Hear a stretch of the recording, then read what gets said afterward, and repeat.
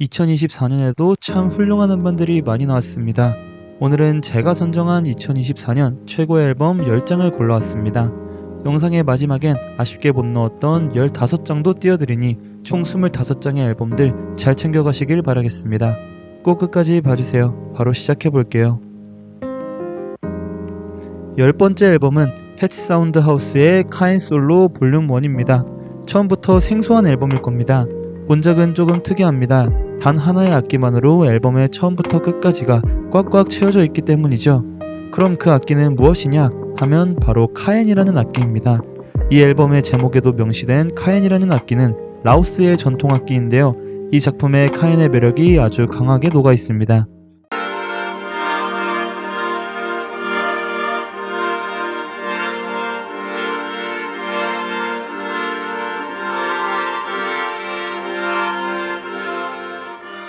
분명 단 하나의 악기로 구성되어 있는데도 딱히 심심하지가 않습니다. 무엇보다 멜로디도 아름답고 소리 자체에서 영적인 느낌이 나서 정신이 신성해지는 그런 느낌을 받을 겁니다. 저는 햇빛을 쐬고 있는 상태에서 이 앨범을 들었는데요. 정말 너무 좋더라고요. 제가 여러 다른 훌륭한 앨범을 제치고 이 음반을 10위 안에 넣은 것에는 다 이유가 있습니다. 러닝타임도 30분이 안되니 꼭 놓치지 마시고 들어보세요. 9번째 앨범은 제시카 프렛의 Here in the Pitch입니다. 아주 높은 순위에 위치시키진 않았지만 마음 가는 정도는 최고인 음반이었던 것 같습니다. 장르는 포크입니다. 앨범의 러닝타임은 27분으로 굉장히 짧은 편이어서 편하게 들을 수 있습니다만 짧은 러닝타임에 비해 밀도는 엄청납니다. 이 음반의 매력은 그냥 제시카 프렛의 음색에도 있지만 공간감이 충만한 사운드에 있다고 생각합니다. 녹음된 사운드는 아주 공간감이 넘쳐 마치 복고풍의 포크 음반을 연상케 합니다. 그래서 음악 자체에서 사이키델릭함이 강하게 묻어나오죠. 마치 60년대 혹은 70년대 음반을 듣는 기분이 들기도 합니다.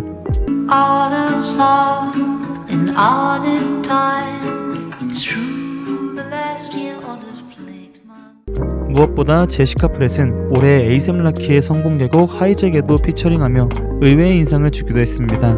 이 곡도 저는 굉장히 좋게 들었기에 이 곡도 챙겨 들어보시고 앨범도 꼭 청취해보시는 것을 추천합니다. 절대 싫어할 수 없는 스타일의 음악일 겁니다. 8번째는 제이팩 마피아의 I Lay Down My Life For You입니다. 조금 뻔한 픽이긴 하지만 저는 이 앨범이 올해 힙합 음반 중 2번째로 좋았습니다. 일단 소신 발언을 하자면 저는 제이팩 마피아의 음악 스타일을 그리 선호하는 편은 아닙니다.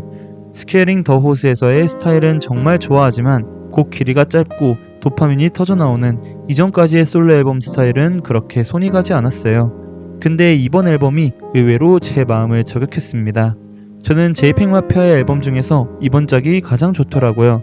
일렉트릭 기타 사운드를 적극적으로 사용해서 강렬하게 메탈스러운 사운드를 기반으로 한 게 좋았습니다. 너무 시원시원하고 좋더라고요. 굉장히 공격적이고 혼돈스러운 소리도 마음에 들었습니다. 이번 짝이 가장 별로라는 제이팩 마피아의 골수 팬들이 많던데 저는 반대로 새로운 제이팩 마피아의 음악을 들을 수 있어서 굉장히 좋은 인상이 남았습니다. 안 들어보신 분들은 거의 없으실 것 같은데 힙합 좋아한다면 꼭 들어보시는 것을 추천드릴게요. 7번째 음반은 어글리의 Twice Around the Sun입니다. 이 음반은 생각보다 언급이 덜 되어 조금은 슬픈 작품이죠. 사실 분류가 EP 앨범으로 되어 있어서 접근성이 조금 떨어지긴 합니다. 그렇지만 36분짜리 6트랙 볼륨의 정규 수준의 음반입니다. 본작은 인디록 혹은 포크 사운드 위주로 버무려져 있는데 또 프로그레시브한 전개가 인상적입니다. 그래서 그냥 아트록 정도로 정의하는 게 가장 좋아 보입니다. 저는 본작에 대한 인상이 아주 좋게 남았습니다. 본작을 청취했을 때 뭔가 희망과 기쁨에 가득 찬 느낌을 받았죠. 소박하면서도 멜로디는 상당히 아름답고 각 곡마다의 전개가 훌륭합니다. 첫 번째 트랙의 초반부에 가스펠스럽게 반주 없이 보컬로만 노래하는 것이 인상적이면서도 3번 트랙 아이시 윈디 스카이에서의 전개는 굉장히 훌륭합니다. 그리고 마지막 트랙에서의 영혼 실린 연주가 정말 인상 깊게 남았습니다. 마지막 트랙만큼은 올해 최고의 트랙이라고 주장하고 싶습니다.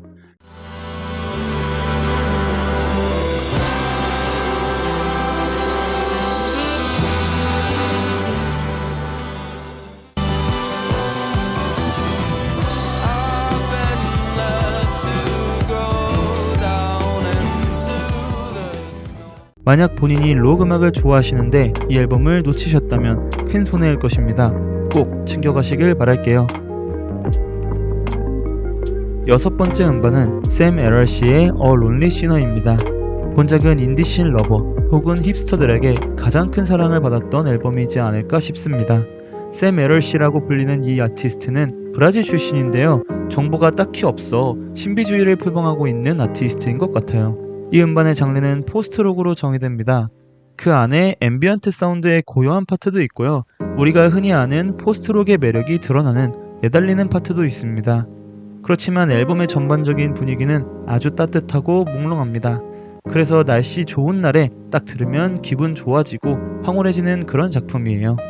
잠깐 다른 이야기를 해보자면요. 이 앨범 자체가 되게 특이한 게 사실 이런 음반이 잘 없어요.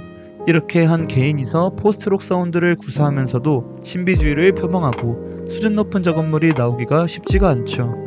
근데 이 앨범은 그걸 해냈습니다. 특히 2020년대에 들어서면서 슈게이즈나 베드룸 팝 같은 Do It Yourself 정신의 아웃사이더 인디 음악씬이 커지고 그 씬을 사랑하는 사람들이 증가했습니다.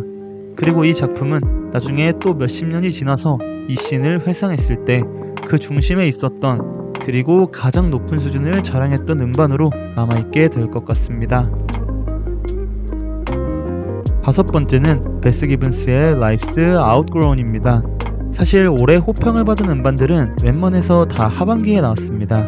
그래서 올해 상반기에는 조금 빈약하지 않았나 싶었는데요. 그래도 이 앨범이 음악씬을 견고하게 지키고 있었습니다.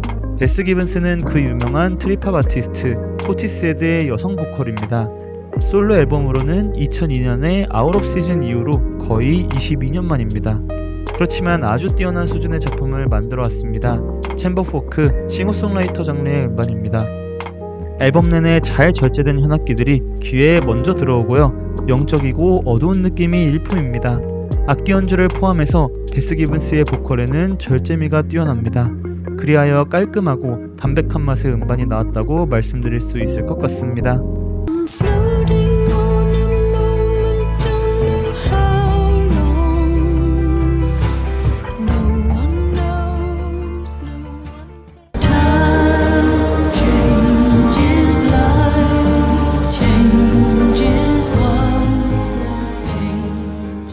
유기성도 좋아 앨범 단위로 딱 들으면 깔끔한 인상을 주는 음반입니다.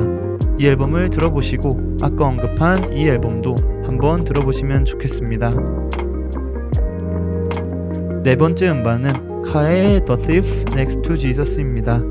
이 작품은 올해 제가 들었던 힙합 음반 중 단연코 가장 좋았습니다. 카 형님은 2010년대부터 언더그라운드를 지키며 상당히 많은 앱스트랙트 힙합, 드럼리스 명반을 뽑아낸 레전드입니다. 그가 없었더라면 현재 앱스트랙트 씬, 드럼리스 씬은 이렇게 풍요롭지 못했을 겁니다. 그리고 2024년에 그의 커리어 최고작이 나왔습니다. 무려 그가 52세라는 나이에 발매한 음반입니다. 이 음반은 역시 그가 여태까지 만든 음악들처럼 훌륭한 비트와 래핑으로 가득 채워져 있습니다. 분위기 끝장나는 어둡고 음산한 프로듀싱과 그 위에서의 카의 랩은 말할 것도 없이 훌륭했죠.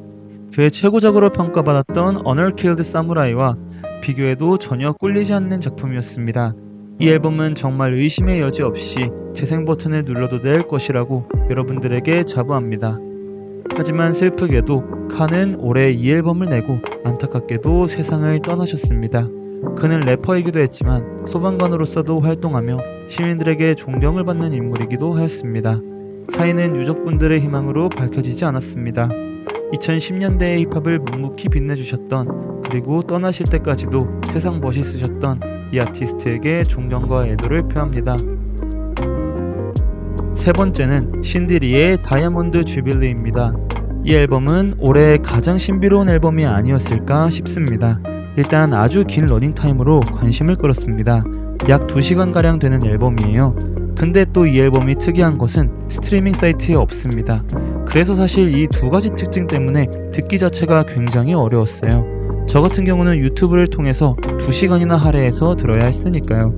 근데 다 듣고 나니 그 수고와 시간이 아깝지 않았습니다. 2시간 동안 음악으로 힐링을 받은 느낌입니다.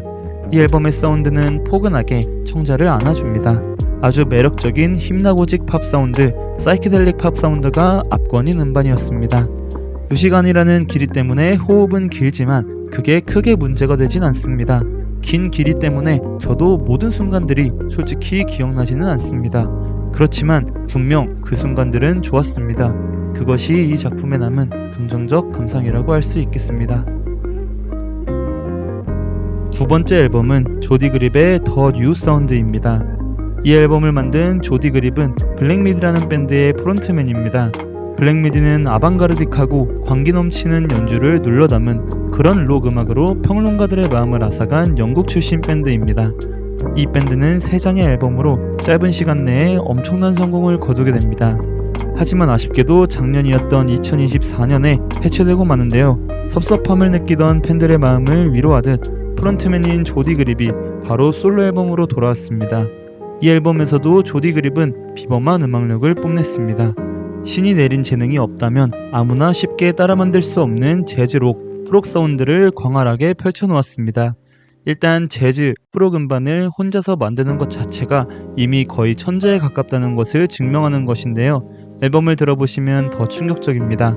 앨범 내내 여러 악기들을 훌륭하게 배열하면서도 광기에 휩싸인 것처럼 마구 몰아쳐댑니다. 블랙미디에서의 음악 스타일이 당연히 남아있었지만 재즈의 비중을 높여 한 발짝 더 나아간 음반이라고 느껴졌어요.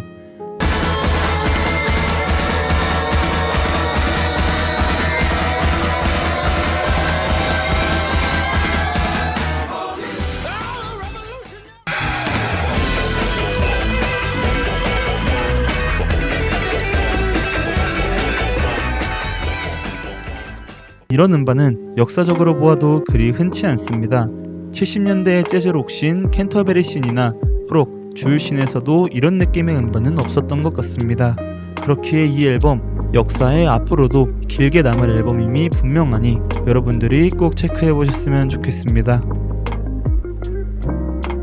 마지막, 대망의 1위는 magdalena bell의 이매지널 디스크입니다. 단연코 올해 최고의 음반이라고 못박아 말씀드리고 싶습니다.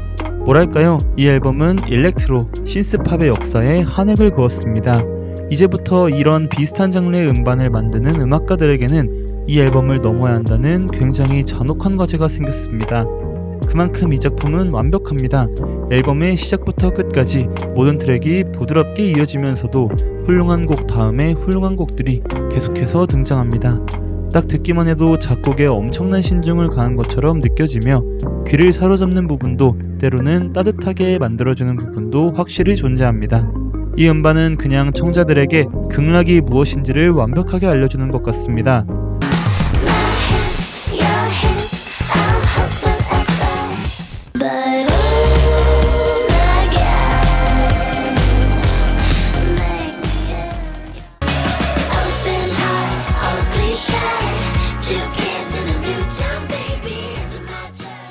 음반의 컨셉과 가사도 아주 매혹적이에요. 이 앨범은 컨셉 앨범입니다.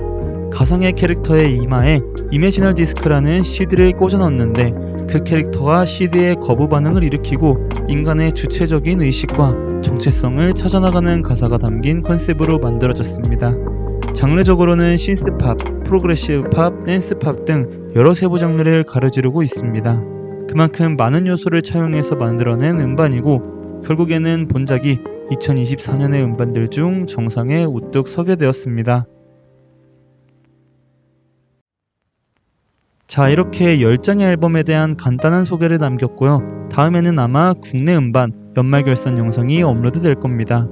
마지막으로 아쉽게 10개의 리스트에 넣지 못한 15장의 음반들 띄워드리며 영상 마무리하겠습니다.